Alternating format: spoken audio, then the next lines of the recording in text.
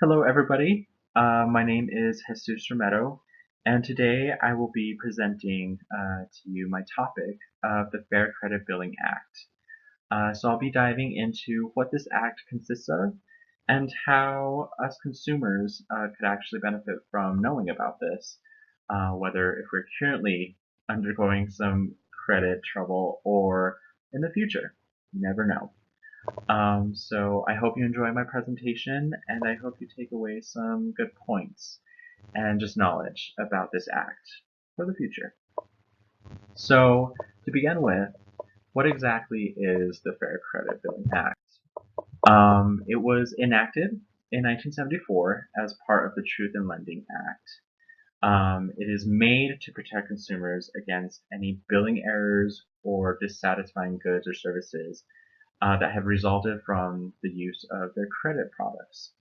So the credit products that are covered by the FCBA are credit cards as well as revolving charge accounts. And what revolving charge accounts are any department store accounts that an individual might have. So for example, I'll use my own personal life as an example. I do have two um, kind of cards from Kohl's as well as Banana Republic. Now, those would be considered credit products.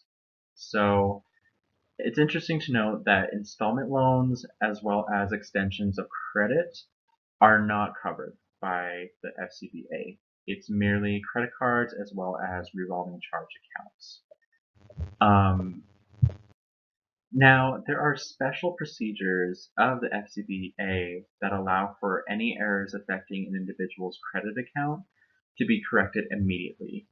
And there's a process, which I will be going over later in the presentation, that will describe what a consumer has to do and what goes into a letter that they actually have to send off. But that'll be coming here shortly.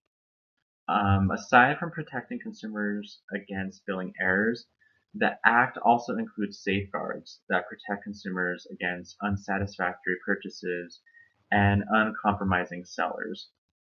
And what I mean by uncompromising sellers is merchants who are unwilling to assist their consumers who are encountering trouble, who have noticed that there has been an error um, from their credit.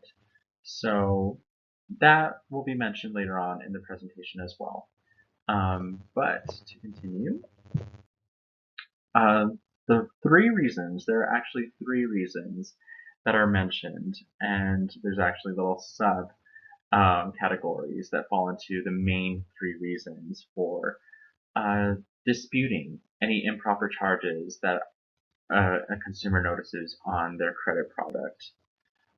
So, within the claims and defenses section of the FCPA, a consumer can legally refuse to pay a disputed charge if they notice something is wrong right off the bat. So they don't have to pay it once they notice it that something's wrong with their account.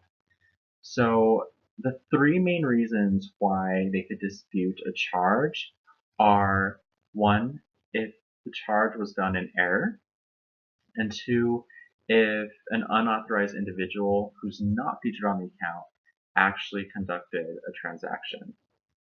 And the third one is the goods and services weren't provided or delivered properly or as agreed to. So those are the three main reasons why a consumer can dispute any improper charges that they have noticed on their credit account. So I'll be diving into any subcategories that fall into these three main reasons later in the presentation as well. So how can a consumer dispute a charge? And what exactly is involved? Well, a consumer has 60 days from when a credit bill was postmarked to dispute any improper charges that they have noticed on their statement. The other thing is a consumer must write a credit complaint letter and mail it to the creditor to properly abide by the policies or the rights that are mentioned in the FCBA. So today we would like to at least maybe text or call to dispute a charge, but unfortunately that is not covered by the FCBA. It can only be a written credit complaint letter. The other thing that is important to know is the charge notice on the statement must be over $50 to be disputed. It cannot be less than $50. So that is unfortunate, but important to know for the future. Now there are a few other things to consider when it comes to your written credit complaint letter. So after sending your written letter, the credit company has 30 days to actually investigate a consumer's dispute and to respond to the claim. The other thing is if the explanation from the credit company does not meet a consumer's needs, the consumer can write back to them describing this dissatisfaction of their explanation. But this letter must be sent within 10 days of receiving the creditor's explanation to follow the FCBA's procedures. If it falls outside of that, then your chances of being credited back that improper charge or anything how you like to resolve this issue, it would probably hinder that and it wouldn't actually happen. So there is a timeline and you have to abide by the days that are involved. So that is important to note.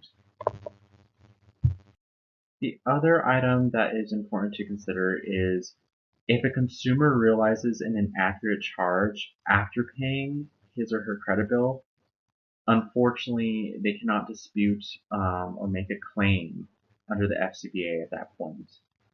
It is only when you actually notice this error or if it was like an unauthorized individual who conducted a transaction.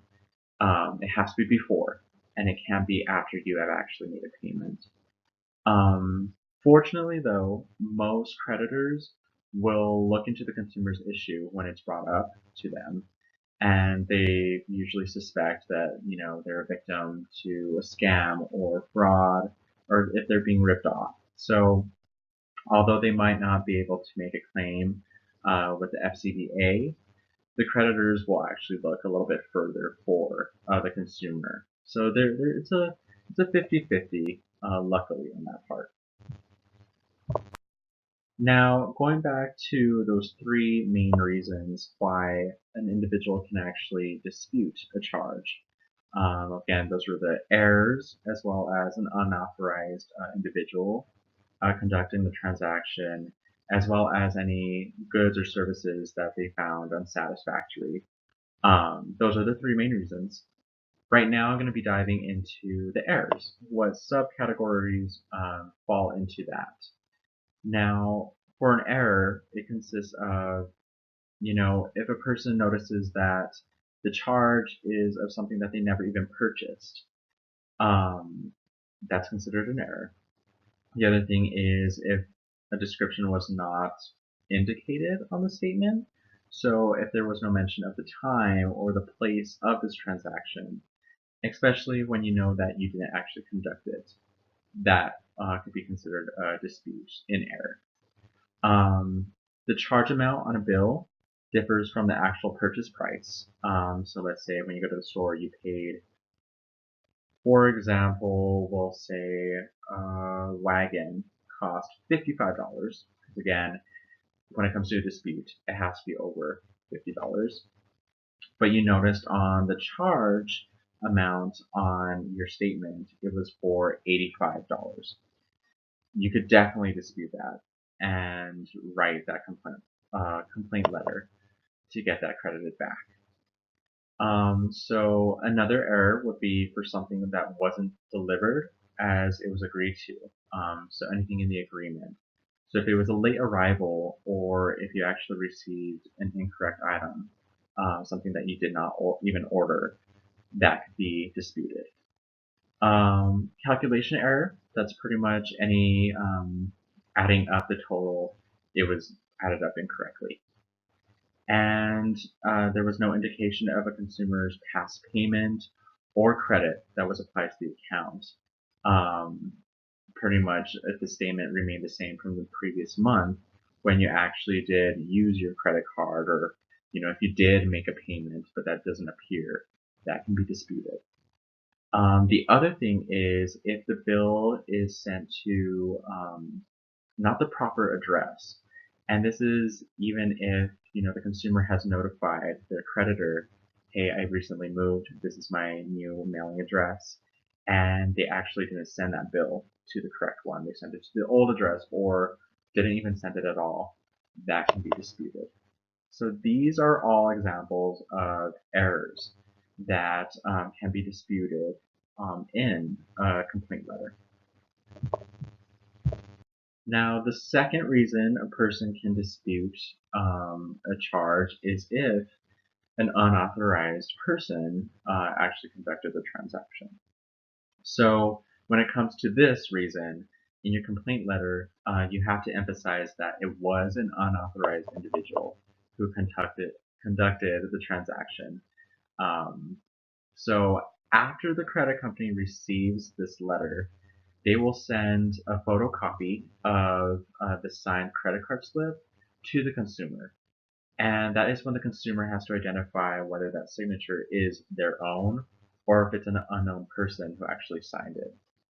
And if it is an unknown person's signature, the consumer must notify the creditor again, and the creditor will immediately credit the amount, the full disputed amount that was unfortunately, um, the unknown person stole from them. So that is important to know about the unauthorized transactions. So the last reason why a consumer can dispute a charge is due to unsatisfactory goods or services that they have experienced. So there are 4 examples that I'm going to cover that fall under this reason. So the first one is if a consumer never received any ordered items to the mailing address that they provided when they ordered it.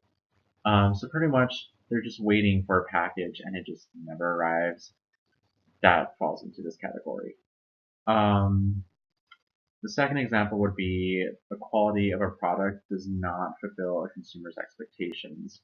So for instance, if there was this jacket that had great reviews online, and when the consumer ordered it as well as received it, um, it just right away got tattered, or whenever they washed it, it faded so quickly.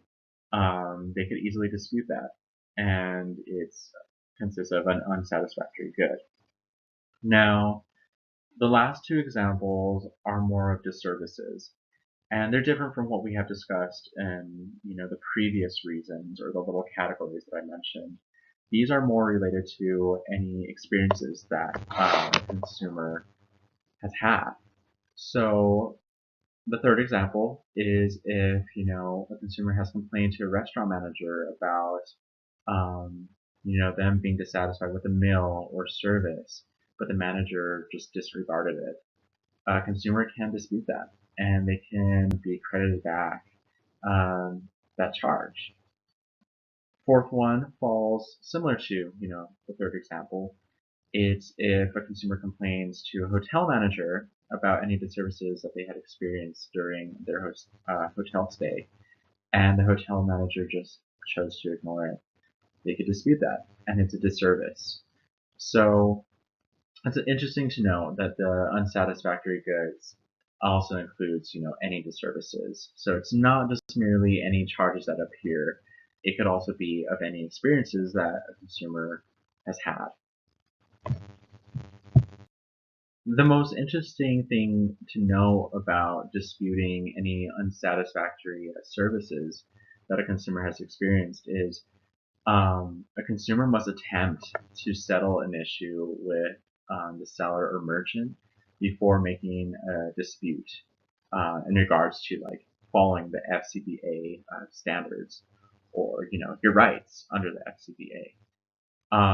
So by attempting to at least resolving the issue, this could increase your chances of winning the dispute when made, like when you actually send out that complaint letter about experiencing unsatisfactory services.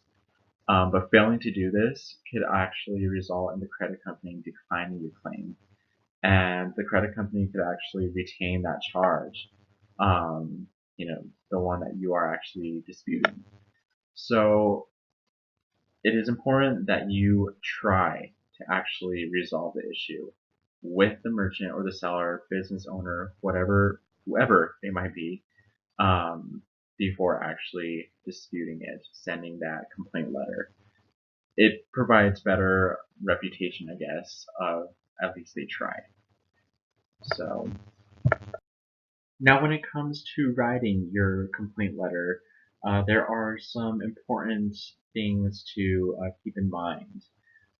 So when writing the letter, it's important to be sincere with your concern, showing that this is something that, is concerning to you.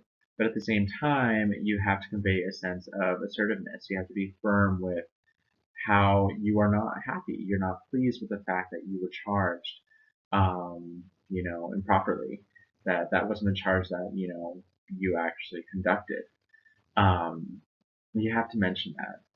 It's also important to not neglect any of the important details that have resulted from your experiences. Um, so based off of the errors or the unsatisfactory goods or the services, you have to mention everything, every part of your story. Um, it has to go into the letter. The last thing is you have to clearly explain how you would like your complaint to be resolved. So, for instance, if you would like to be, credited back the disputed amount, or if you like, for example, if the purchase amount doesn't match, the amount that was, on the statement, all you would like is just for it to be adjusted to the correct amount. You could also mention that. So you just have to be very clear with what your complaint is, what you'd actually like to come out of it, and what actually resulted from these errors or disservices. So that is important to note for your written letter. So I decided that I would show you an example of a credit complaint letter. I found this, it is a template from Microsoft, and any consumer can actually download it from online. So that is good to know. The one thing that is missing from this letter is a header. From what I noticed on other examples is it mentioned that it was a credit complaint letter for an error noticed on their statement. Or it mentioned a credit complaint letter for an um, unauthorized transaction. And that header, it would go right on top there. Um, Besides that, it is pretty straightforward. You do have to put your information right on the top in the center. So just your name, street address, city, zip, as well as the date. Um, on the upper left, this is where you place the credit company's information. So the credit company's name. If there's a person in particular that you are sending it to, you put that there as well as their title.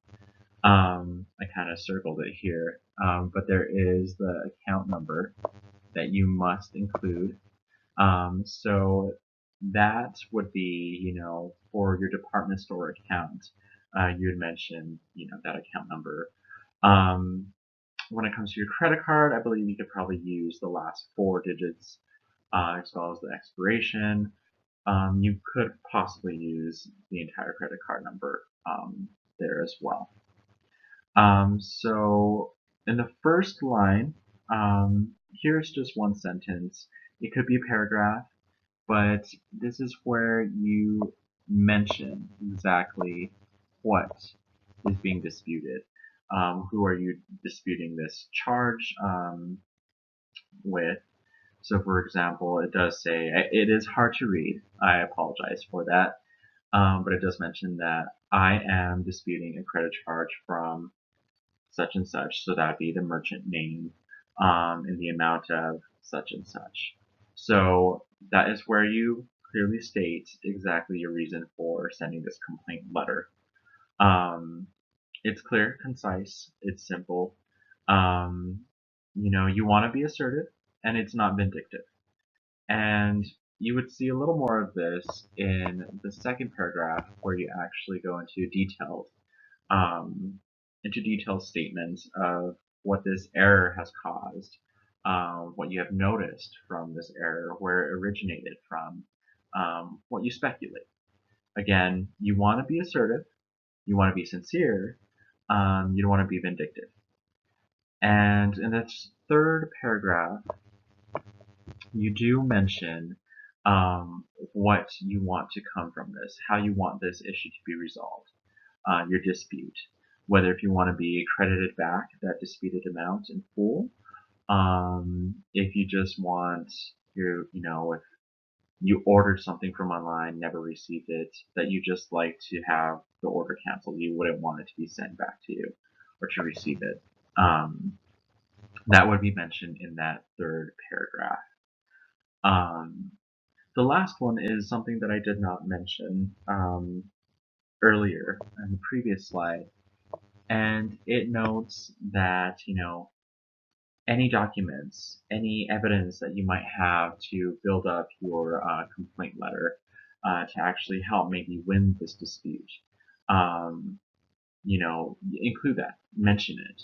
I have enclosed a copy of your bill or a receipt.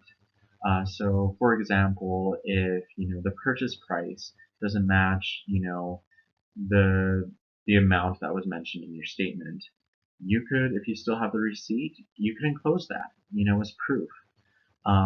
So it does mention in that line, you do want to actually mention what you have enclosed, um, just for consideration.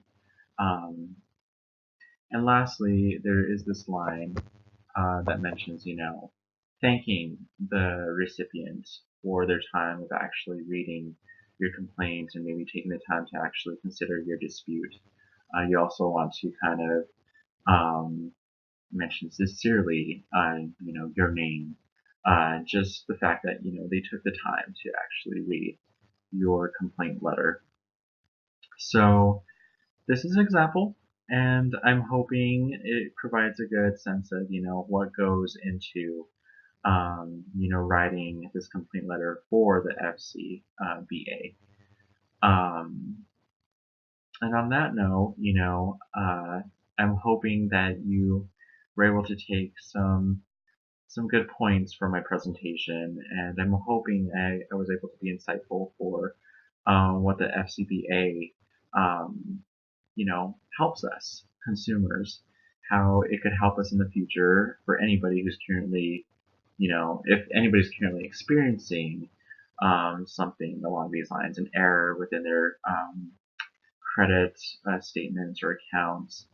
Um, there is this act that actually protects us and helps us, and actually, the dispute. We could actually dispute any improper charges. Um, so I think it is good to know that as consumers, we have this act to rely on and to use for our future. So again, I hope you enjoyed my presentation. If you have any questions, just please let me know. And I'm hoping it is of some good use, or whether you could apply it to your future, your family's future, any friends who are experiencing this. I'm hoping I was able to provide some insight. So thank you for your time, and I hope you enjoy the rest of the semester.